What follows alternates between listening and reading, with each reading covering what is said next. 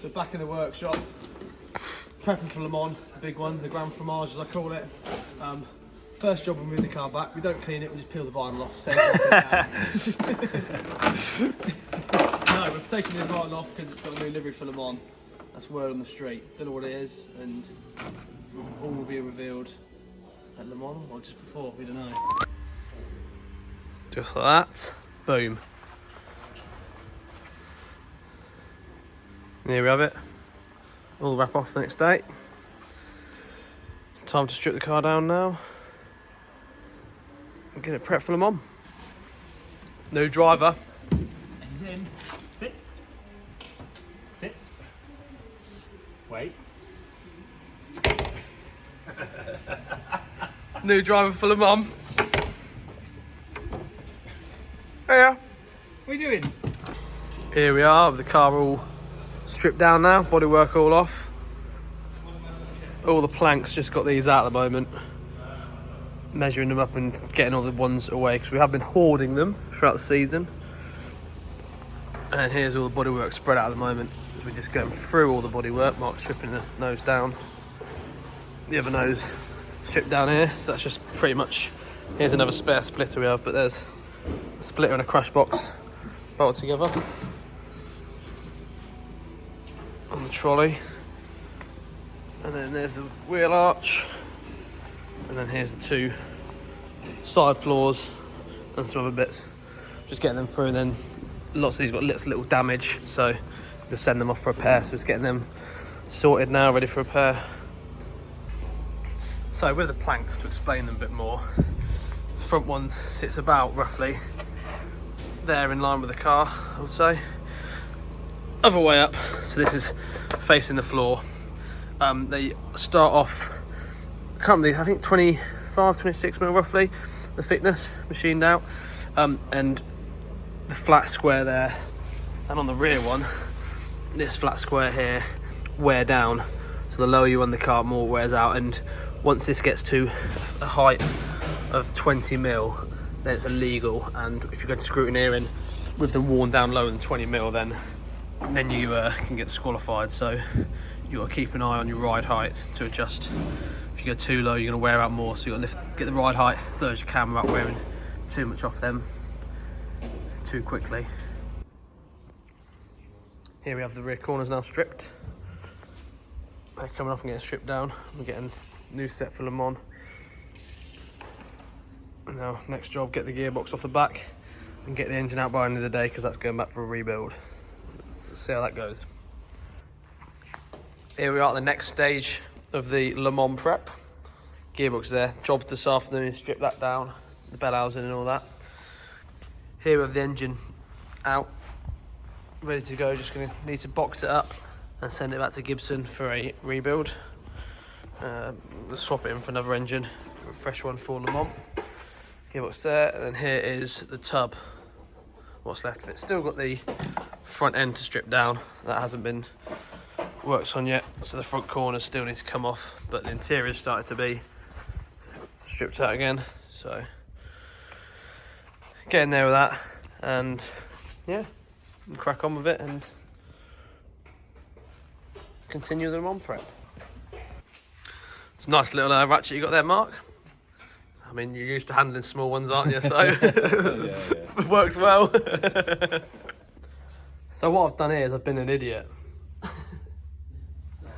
It's not like me. Yeah, well, it does happen sometimes, Mark. I'm not a perfect person, but no, I've not been concentrating, just daydreaming whilst I've been undoing this bolt, and I've used my ratchet spanner. I did think there might have been enough room. I thought, you know what, that'll squeeze out, but no, it's the ratchet spanner's wound it back, and it's wound back, and before the nuts come off the stud, it's hit the casing. Luckily, I'm in luck here, because the ratchet spanner goes both ways. And if I had my other ratchet spanner, which doesn't go both ways, then I might have been stuck. The nut is off. And I think that's the last one. Now we should be able to split this bell housing from the gearbox casing. Be right back. And there we have it. A bit of wiggling, jiggling, and a bit of use from the precision removal tool. And we've got them into 2 parts. Now, next job on this one is on the bell housing. Get it stripped, get it cleaned, back together, and then we'll work on with the gearbox. So that'll be later on job. Right, so here we are, a bit further stripped down inside the bell housing now. As you can see in there, the alternator is out, starter motor's off. Here's the starter motor, some of the cooling pipes, belts, brackets, the adjuster for the alternator tensioner. Here's the alternator itself here, and gearbox there. So give all in here a clean, tidy up, strip it down a bit more, check any parts for any damage or wear, any cracks or anything, and clean it up and get it reassembled. Let's go. Right, ready to put the bell housing back onto the old gearbox now. We've got the spare belt cable tied up and around in there, and then the new belt for the alternator on the pulley there. So let's get it back together.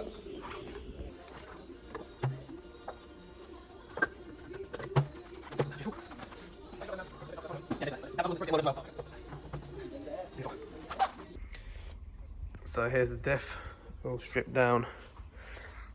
All the parts are down and stripped down clean. So here's the main crown wheel. Give all these parts an inspection now.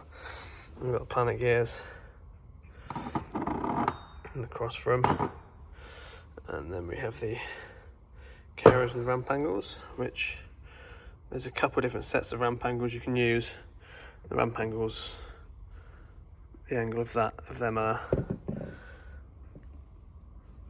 angles there, so you can turn different ways for driving power. And that, here's the cap, the top half of it, all the friction plates, and then here we have the shims, which you shim for different preload. Yeah, so we'll get that back together now.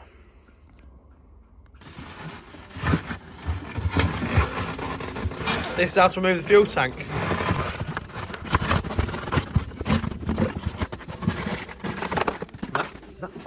So here's the that's the fuel tank for the LMP2 car. It is made of a nice soft material, so if you have an impact, that's a massive shunt to have that to be used, isn't it? And the carbon tub here, if that collapses in and splits, it doesn't rupture the tank because the bag tank then folds in with the impact to stop it splitting in theory. But yeah, so still a bit of fuel in there,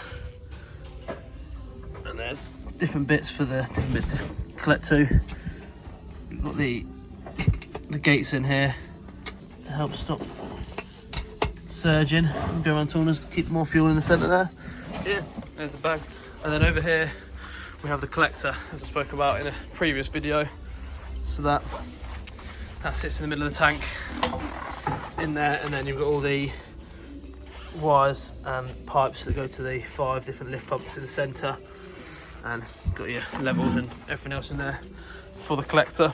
And then you've got the 2 main fuel pumps inside the collector, which you use one, but then you can switch to the second one if you need to. But yeah, I mean, that's the size of the tank, and that's the size of the hole. So fits in there just about nicely, doesn't it, Mark? Just about. Bit of a struggle to get it in. It doesn't look the nicest to do, but it does. That's it. So give that an inspection and make sure it's all alright, and get it all back together ready for the Grand Fromage. Right, so on any normal car, anyone who knows anything about cars or anything like that, you'll know that there's, in the brake system, you've got master cylinders and slave cylinders, and in most race cars you'll have 3 master cylinders, 1 clutch and 2 brakes, 1 for the front axle, 1 for the rear axle. Now on this car, down in the pedal box down there, behind all the capacity balls, down there you can see, I'll do a better view at some other point in the pedal box. You've got the 2 brake and 1 clutch master cylinder in there. But if we look over here, just over here, we've got another master cylinder that sits just behind the driver's seat on the left side there. Now, anyone can comment, let me know what they think that one's for. Yeah, I'll let you know in a future video, but anyone who guesses that, well done. So one of my least favourite parts about this car is this plug here. It's for the loom for the right hand floor and left hand floors on the other side. It goes into the side of the tub here next to rads. There's this plug here. So let's see if I can do it one-handed. But it's all right now because the car's cold. When the car's hot, it's a right bugger.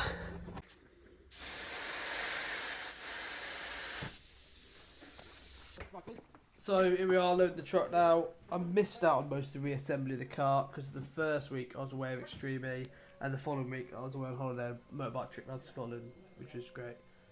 I was in the last week helping get the bodywork back on and get the last bits organised, getting the truck loaded, as you can see here. But it was so busy getting everything done, didn't get much footage of that. But we're off to Le Mans now for the 24-hour. 2 weeks there we've got. Hopefully, if all goes well, if you follow my Instagram, I'll put some bits up whilst I'm there, the event. And when I get back, I'll get the next videos up about everything that happened at Le Mans.